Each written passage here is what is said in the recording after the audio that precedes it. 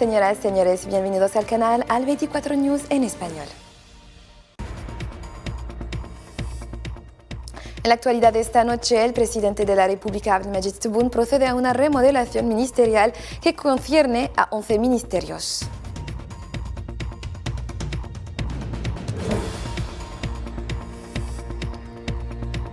Rusia apoya la adhesión de Argelia a los BRICS en ocasión de la audiencia concedida por el presidente Abdelmadjid Tebboune a la presidenta del Consejo de la Federación de Rusia.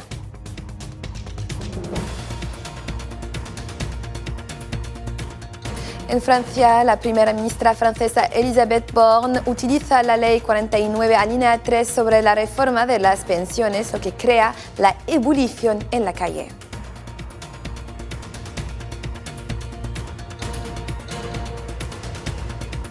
Y guerra en Ucrania, los observadores de la ONU consideran que no hay genocidio.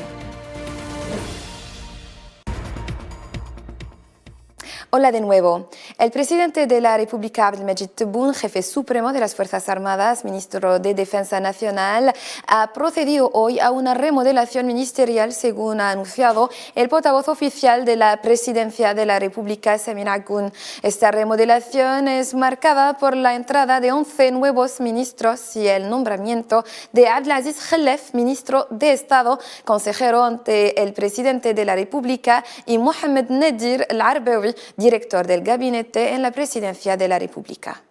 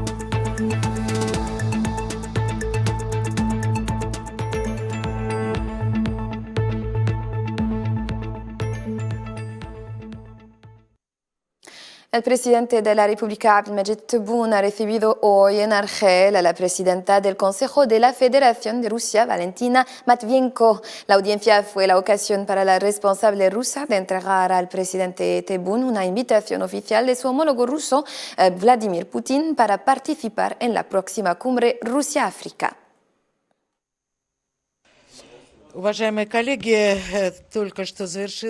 He mantenido largas discusiones con el presidente Abdelmadjid Tebboune. Es un honor para mí que me haya acordado el tiempo de abordar cuestiones de actualidad en nuestras relaciones bilaterales. Hemos examinado también en detalle numerosas cuestiones internacionales y regionales. El presidente conoce muy bien los detalles de la cooperación bilateral y tiene una visión particular sobre la actualidad internacional. He transmitido igualmente una carta del presidente Putin al presidente Tebboune invitándole oficialmente a trasladarse a Rusia y a participar en el próximo foro Rusia-África. Y en esta misma ocasión, la responsable rusa ha agradecido al presidente de la República, Abdelmadjid Tebboune, por la postura ponderada de Argelia en cuanto a los eventos regionales e internacionales. Veamos su declaración. Argelia es un socio fiable e importante en el continente africano y una estrecha colaboración nos une en el campo del comercio y de las empresas. He expresado mi gratitud al presidente en cuanto a la postura equilibrada de Argelia, tratándose de los eventos regionales e internacionales y el apego de Argelia por mantener buenas relaciones con Rusia. Estaba feliz de escuchar al presidente calificar a Rusia de gran amigo de Argelia y tenemos nuevas oportunidades para ampliar aún más la cooperación hacia otros sectores, tales como la energía, la educación y la cultura. Valentina Matvienko ha reiterado también el apoyo de su país a la adhesión de Argelia a los BRICS. Las relaciones ruso-argelinas desempeñan un importante papel en la estabilidad y el equilibrio del mercado mundial de la energía y cooperamos de manera intensa en el marco de la OPEP+, de los países exportadores de gas y apoyamos desde Rusia la adhesión de Argelia a los BRICS. El primer ministro argelino Ayman Ben Abdelrahman ha abogado por la creación de un ecosistema de startups para desarrollar todos los sectores económicos, en particular la agricultura, subrayando la determinación del Estado a alcanzar la autosuficiencia en trigo duro.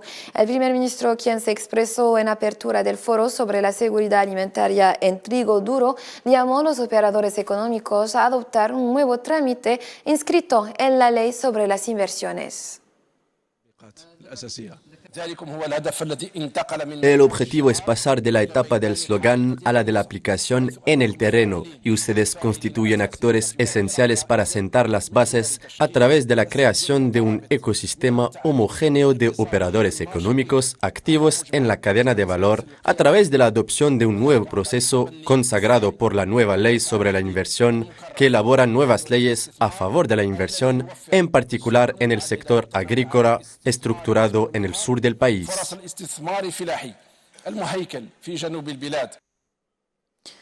La justicia española desestimó la demanda que Marruecos interpuso contra un periodista español que acusó a Rabat de espiarle con el programa Pegasus, considerando que los cargos no son válidos. Este acontecimiento profundiza los problemas a los cuales hace frente el presidente del gobierno, Pedro Sánchez, debido a la expansión del círculo de rechazo de las instituciones estatales.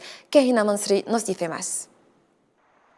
La justicia española desestimó la demanda que Marruecos interpuso contra el periodista español Ignacio Cembrero, que acusó a Rabat de espiarle con el programa Pegasus. La magistrada de un juzgado de primera instancia de Madrid consideró en su decisión que el periodista no se había jactado de haber sido espiado por las autoridades marroquíes, como afirmaban estas en su demanda, condenando al Reino de Marruecos a pagar los costes del juicio. Esta es la cuarta demanda contra el informador español, que asegura que está siendo objeto de acoso legal por sus artículos críticos contra Marruecos. Este caso constituye un nuevo episodio en el escándalo Pegasus, que implica a Marruecos y profundiza la situación de crisis para el presidente del gobierno español, Pedro Sánchez, quien padece de rechazo interno a sus políticas, no solo por parte del pueblo español, sino también por parte de las instituciones del Estado, debido a sus políticas que se alejan de las posiciones que España ha adoptado a lo largo de décadas. Y más de 25.000 personas volvieron a salir a las calles de Atenas para expresar su indignación tras la catástrofe ferroviaria en la que murieron 57 personas a finales de febrero. Se trata de la segunda manifestación multitudinaria en Atenas desde el choque frontal entre dos trenes en la noche del 28 de febrero. Ya basta, estamos enfadados y exigimos justicia. Y en Francia, tras un Consejo de Ministros extraordinario celebrado este 16 de marzo por la mañana, el gobierno francés desenfundó el artículo 49,3 de la Constitución para forzar la aprobación del proyecto de reforma de las pensiones sin pasar por el voto de los diputados. Merim Labrich. Este jueves por la tarde, la sesión en la Asamblea Nacional Francesa empezó y prosiguió bajo abucheos tras el aval del gobierno a recurrir al artículo 49.3 de la Constitución. Hoy, sobre el texto del Parlamento, hay incertidumbre en unas pocas votaciones. No podemos correr el riesgo de ver derrumbarse 175 horas de debate parlamentario. No podemos correr el riesgo de ver cómo se descarta el compromiso construido por las dos asambleas. No podemos jugarnos el futuro de nuestras pensiones. Esta reforma es necesaria. El gobierno de la primera ministra Elisabeth Borne se enfrenta ahora a mociones de censura y todo el ejecutivo podría verse socavado. Marine Le Pen, de la ultraderechista Agrupación Nacional, ya ha anunciado que presentará una moción de censura contra el gobierno. Claro que es inadmisible, evidentemente, porque una vez más no se trata, como es normalmente la naturaleza del 49.3, de forzar la mayoría. Se trata de impedir la expresión de la voluntad del pueblo francés a través de sus representantes. No consiguieron encontrar una mayoría porque eran malos. Esta reforma era injusta, mal preparada, mal concebida, mal presentada y hasta el final fue así. Pues bien, en estas condiciones, cuando nos enfrentamos a un posible voto en contra, que evidentemente habría sido el caso, nos retiramos, ya está, nos retiramos, porque una vez más, así es la democracia. El líder de la Francia insumisa, Jean-Luc Mélenchon, constató el hundimiento de la minoría presidencial desde un mitin organizado en la Plaza de la Concordia.